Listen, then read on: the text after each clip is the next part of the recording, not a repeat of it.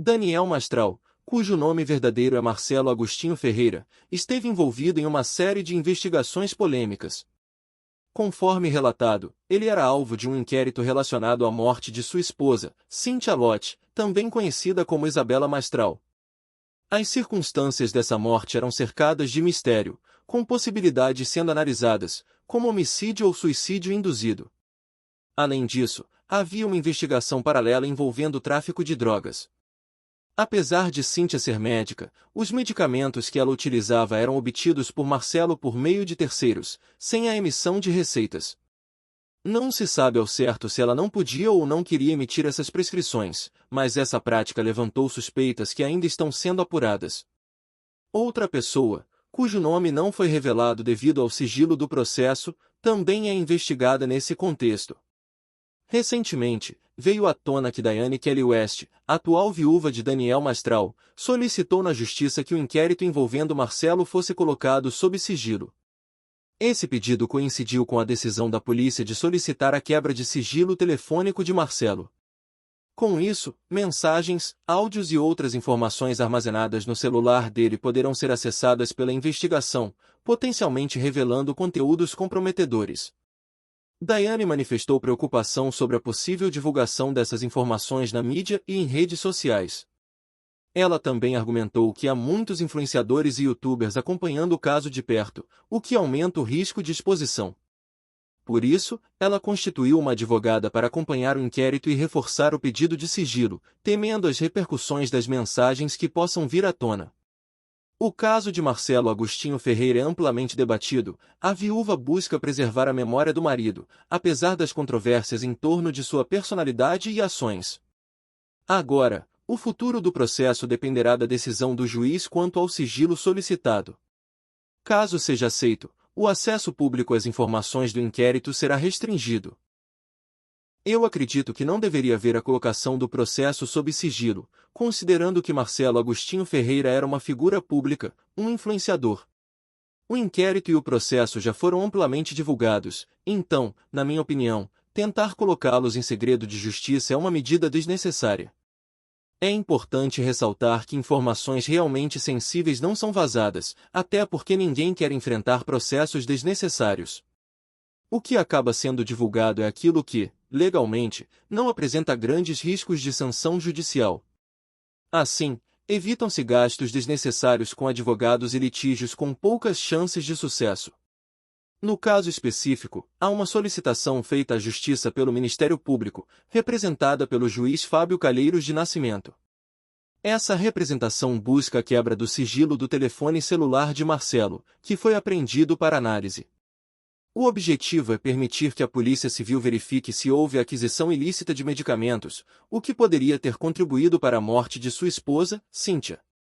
O juiz considerou a medida necessária, já que esse é o único meio para apurar se há evidências de que uma terceira pessoa estava negociando medicamentos de forma irregular com Marcelo. A decisão autorizou o acesso ao celular pela Polícia Civil para prosseguir com a investigação, mantendo ciência do Ministério Público sobre os desdobramentos.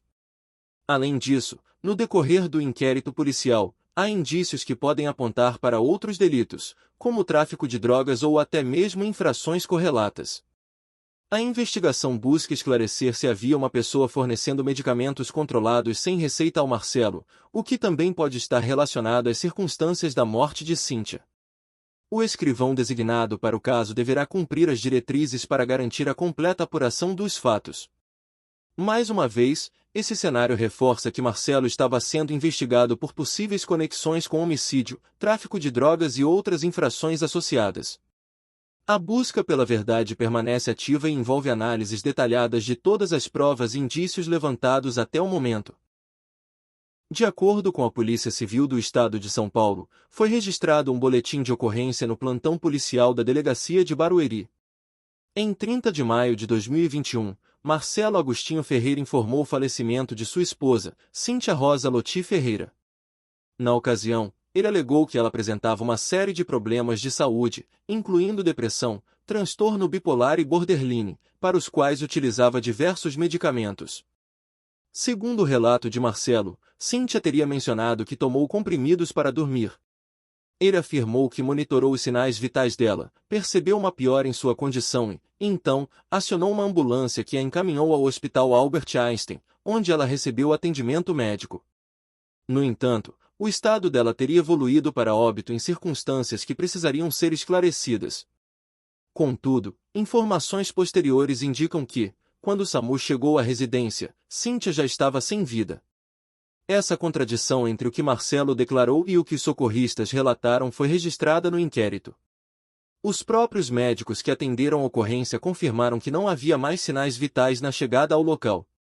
O laudo necroscópico, emitido pelo Instituto Médico Legal, apontou que a causa da morte foi um infarto agudo do miocárdio causado por um agente biodinâmico. Além disso, foi anexado ao caso um laudo de análise sobre suicídio ou morte suspeita, produzido pelo Instituto de Criminalística. Esse documento descreveu detalhadamente a cena, com fotos e relatos, mas não conseguiu determinar com precisão se tratava de suicídio, suicídio assistido ou homicídio. O local havia sido alterado, e, apesar da grande quantidade de medicamentos encontrados, não havia itens como copos que indicassem a ingestão. A investigação concluiu que, embora não tenha sido possível determinar a natureza exata da morte, o caso exige uma análise mais aprofundada dos laudos médico-legais e das evidências coletadas pela polícia. Marcelo, em suas declarações, detalhou que era casado com Cíntia desde 2013, e que a esposa teria agravado os transtornos psicológicos após a perda do filho, em 2018. Portanto, a narrativa que Marcelo apresentou contém diversas inconsistências, e é fundamental que esses pontos sejam questionados e investigados com rigor. Em maio de 2018, o filho de Cíntia, Michael, que tinha 16 anos, foi diagnosticado com depressão. Em dezembro do mesmo ano, ele tirou a própria vida. A perda foi devastadora para Cíntia, que teve uma piora significativa em sua saúde mental. Ela se culpava pelo que aconteceu, dizendo que o filho havia herdado sua genética ruim, referindo-se à depressão. Esse sentimento de culpa agravou seu quadro psiquiátrico, levando-a a se isolar e a relatar dificuldades em lidar com a tristeza pela perda. Segundo o depoimento de Marcelo, esposo de Cíntia, ela fazia uso de muitos medicamentos devido ao tratamento psiquiátrico. Na noite de 29 para 30 de maio, ele afirma que eles assistiram filmes até tarde. Em seu relato à polícia, Marcelo narra os eventos daquela noite, mas surgem inconsistências em suas declarações. De acordo com o boletim, Marcelo garantiu que Cíntia não teria tirado a própria vida. Ele explicou que, apesar de não ser médico, aprendeu a examinar sinais vitais com sua esposa, que era médica, e mencionou que o pai dela havia falecido de infarto enquanto dormia, embora não soubessem se ela tinha algum problema cardíaco. Nos autos, consta a certidão de óbito de Cíntia, que indica infarto agudo do miocárdio como causa da morte. No entanto, o relatório detalha a presença de várias substâncias no sangue da vítima, incluindo midazolam, oxicodona, prometazina, anfetamina, morfina, clonazepam e sertralina. Não foram encontrados vestígios de álcool ou drogas ilícitas. A quantidade e o tipo de medicamentos detectados levantaram questionamentos sobre como foram ingeridos. O inquérito policial inicialmente foi arquivado porque Marcelo, a pessoa investigada, faleceu. No entanto, novas investigações continuam devido à possibilidade de envolvimento de terceiros. Há pedidos para a quebra de sigilo telefônico de Daniel Mastral, pois há suspeitas de que informações relevantes possam estar armazenadas em seus dispositivos. Além disso, surgiram rumores sobre um possível pedido da viúva de Mastral, Daiane, para que o caso seja colocado sob sigilo judicial, impedindo o acesso público às informações. Isso gerou mais desconfiança, intensificando os questionamentos sobre o caso. Agora, cabe ao juiz decidir se o sigilo será concedido ou não. O desdobramento dessa decisão pode definir o rumo das investigações sobre a morte de Cíntia Loti. Se você chegou até aqui, se inscreva, curta, compartilhe e deixe sua opinião nos comentários. Sua participação é muito importante para continuarmos trazendo fatos interessantes como este. Obrigado por assistir, que Deus te abençoe, e nos vemos no próximo vídeo.